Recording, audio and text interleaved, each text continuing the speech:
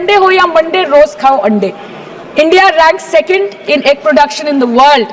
और अंडे का फंडा यही है सर कि भारत के बच्चों के किस्मत में महीने में एक अंडा नहीं मिलता। मिड डे मील के चलते हफ्ते में अगर एक आध अंडा मिल भी रहा था तो कहीं धर्म के नाम पे तो कहीं महंगाई के चलते उसे बंद करने की मांग उठ रही है। आप लोगों को ज्यादा पसंद नहीं, पर हम क्या करें, हम तो माछे भाते बंगाली है, हमको तो बोलना ही पड़ेगा। Milk by ₹2 per liter.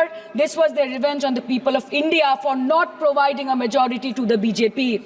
आम आदमी के दूध, छाछ, लस्सी, दही, पनीर पर 5% की जीएसटी, क्रीम, कंडेंस्ड मिल्क, मक्खन, घी पर 12% की जीएसटी और अमीरों के हीरो पर सिर्फ 1.5% की जीएसटी। सरकार उनको रिलीफ नहीं देती है जो विदेश में जाके मिल्क शेक और लाते की चुस्कियां लगाते हैं। ये सरकार उनको रिलीफ नहीं देती जो आम आदमी 2 पैकेट दूध खरीदने से पहले 10 बार सोचता है।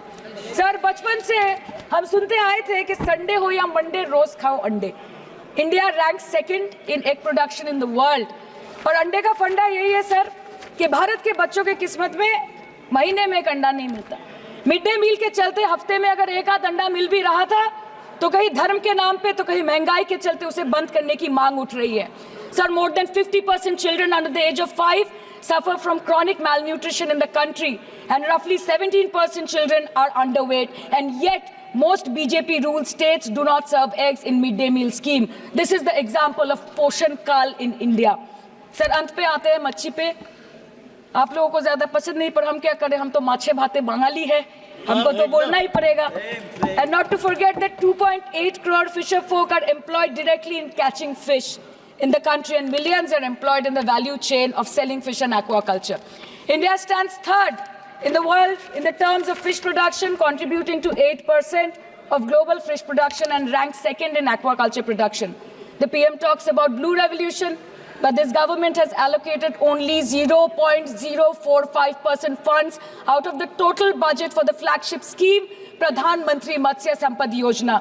Even after this meager allocation, they did not utilize 39% of the funds, and in 23-24, they did not utilize 24% of the funds allocated.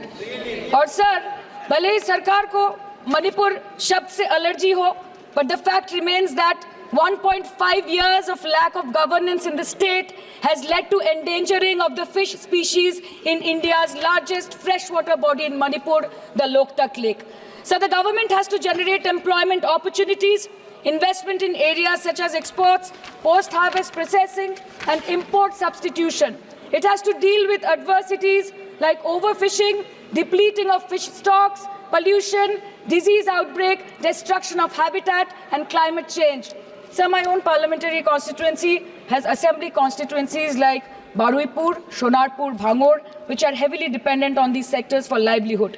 Main crops grown are wheat, rice, vegetable, fruit, oilseed, pulses, cotton and jute, and animal husbandry is practiced mostly by women in the self-help groups in the South Chobbish Pargona. They rear a wide range of domestic animals, including cattle, poultry, goat, particularly the black Bengal goat and the Pekin duck. And I take extreme pride in saying that in the last 5 years of the TMC government, the CM Mamata Banerjee has allocated a massive amount of 76,680 crore to agriculture and its allied sectors for their development. The government of West Bengal has achieved remarkable success in implementation of state schemes, namely Bangla Dairy. The state-owned company is providing financial incentive at the rate ₹11.5 per litre of raw milk directly to the bank accounts of primary dairy farmers through milk unions.